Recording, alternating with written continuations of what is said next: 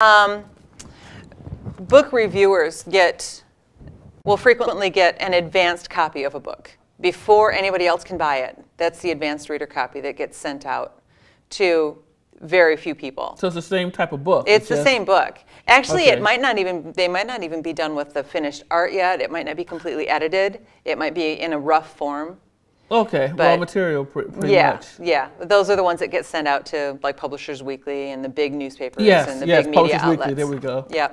Yes. Hey, okay, so who's the target? What's your market target for Glitter in the Sun?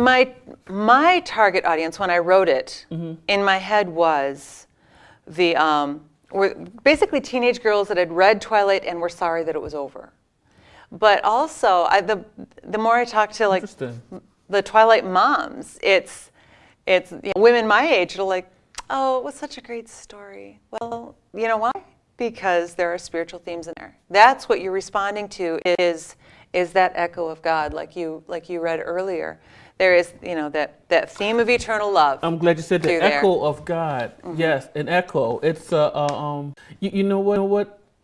Because it's a spiritual theme in it. Mm-hmm. Very good. Yeah. Go ahead. Yeah. There's we respond spiritually to beauty. We respond spiritually even to tragedy.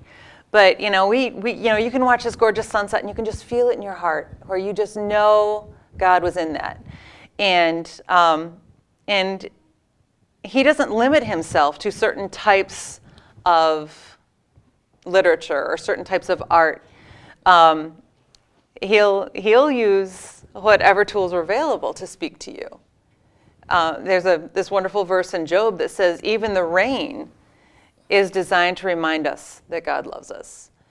And so when we read Twilight and we wish for eternal love of our own, and we wish for that unconditional love of our own, that's God's fingerprint already in us, responding to that theme in there, I guess.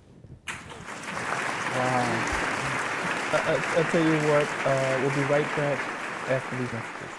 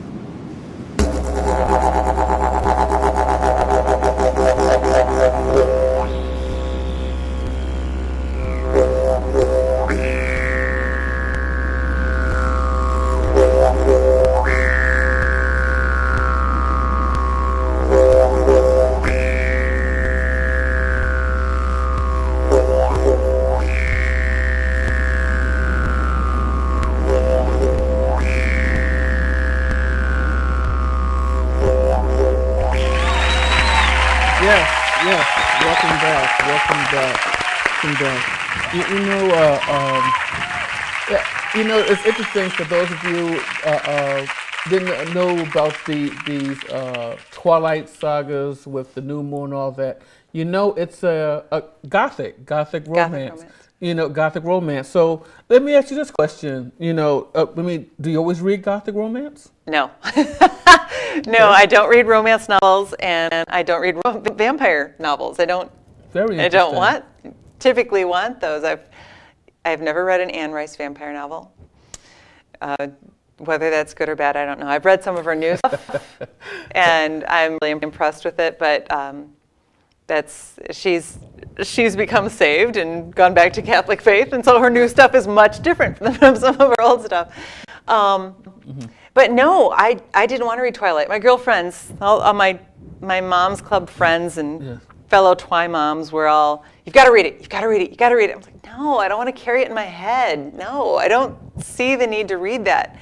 And until one of my girlfriends was getting ready to move to Kentucky, and the other girls were throwing her a Twilight-themed going away party. A Twilight-themed going away party.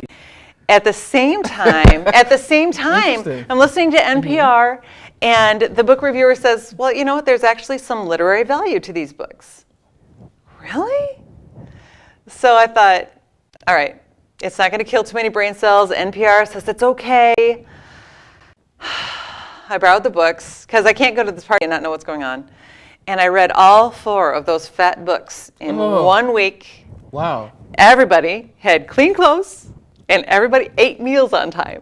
It was a good week. It worked. It was a good week. And at that time, I was teaching a Bible study on Matthew. So for the next couple of weeks, I'm teaching the lesson, and the girls were asking questions about what's going on, and I'm explaining it. Okay, it's just like in Twilight when, and lay out a little scene, and you could watch the light bulbs come on. Oh yeah, just like that. Yeah, just like that. And after 4 weeks or so of this, I kind of jokingly said, I should write a book. And the girl said, well, yes, you should. Really? Yeah. So I went home that night, and before I went to bed, I think I had 12 chapters outlined. The Twilight scene that I wanted to focus on, the Bible verse that related to it, and the point, the religious, the theme, the Christian life point or theme of that verse. So I had like 12 of those lined up, and I actually ended up with 16 chapters of, and it encompasses the whole Christian life, from starting with that God-shaped hole that we're born with, that echo that we respond to in Twilight. It's that God-shaped desire for eternal love, that God-shaped desire for unconditional love. Starting with that, why we respond to Twilight? Well, it's because we're hungry for God. It's not Jacob, it's not Edward. It's because we are hungry for that divine love that we see echoed. All the way through to how to live a Christian life, including spiritual disciplines like fasting and prayer, all the way up to the final chapters about heaven. So it's all there, and it's absolutely, I mean, just the fact that I completed it, being the eternal procrastinator that I am, is proof that God was in this, in my opinion. So it's really been an amazing journey, and God has opened doors all along the way to get it to this point. So I'm just really anxious to see where He takes it next. That's a really whole curious. huge. You know what? Yes. That is definitely a. Don't you think it's definitely a whole new avenue just to be able to, when I pick up a book or look at the movie, the first thing I'll be thinking about is God. And I'm like, okay, I can't wait. I got to see this. What's God talking about? Because that's how you start looking at the movie now. And that's really interesting, because you're looking at it through a spiritual eye now. You're not looking at it the normal. You want to see it, but you won't be able to see the actual stanza of the movie itself, but you'll see the spiritual aspect of the movie, the echo. You'll see something other than just that. You'll start being able to see the love and how this love is got that combination of eternal versus the unconditional, but they're all the one that rolls up in God. Right.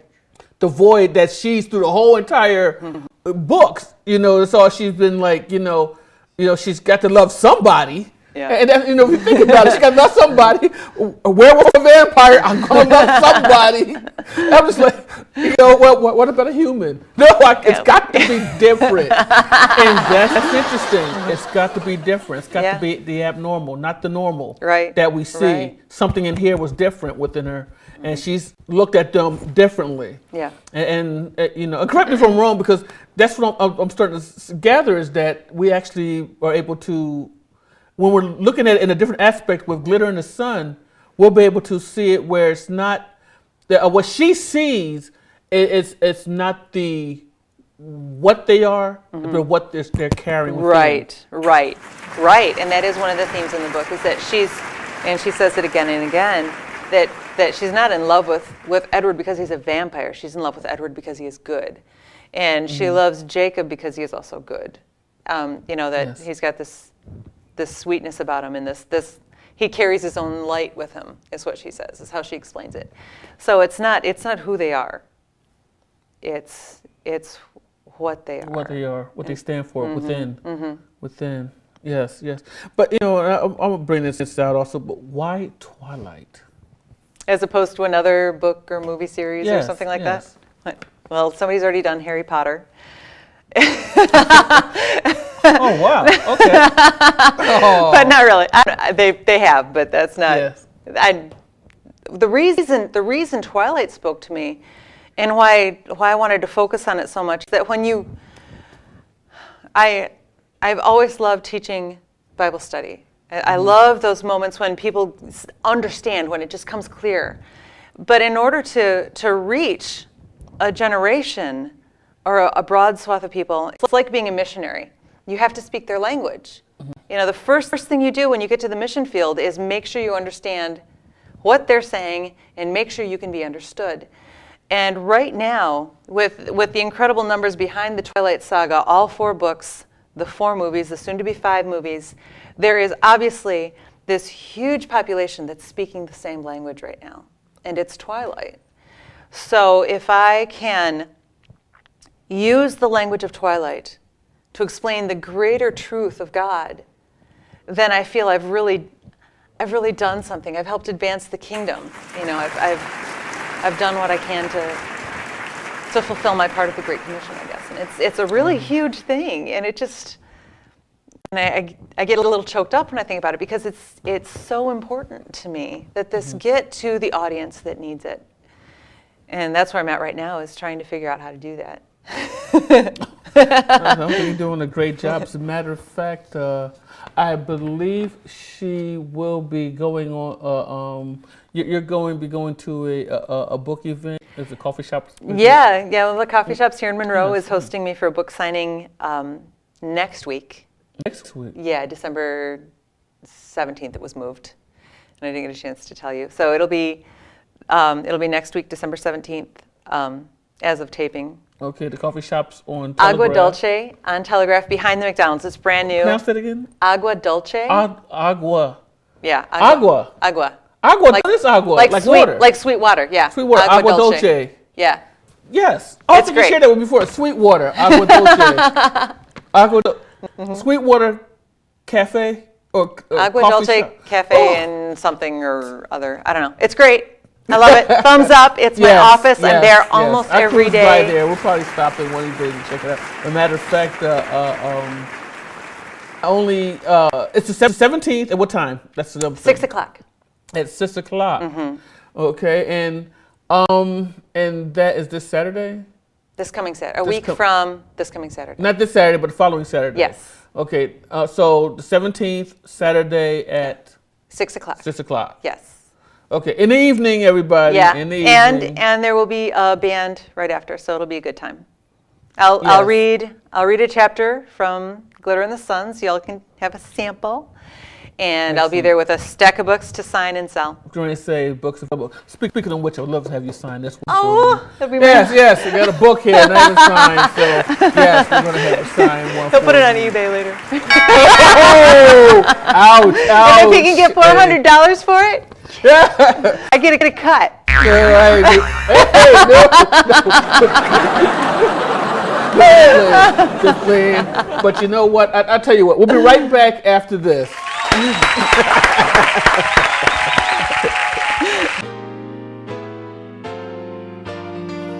Imagine a world where a man can look confident, successful, professional.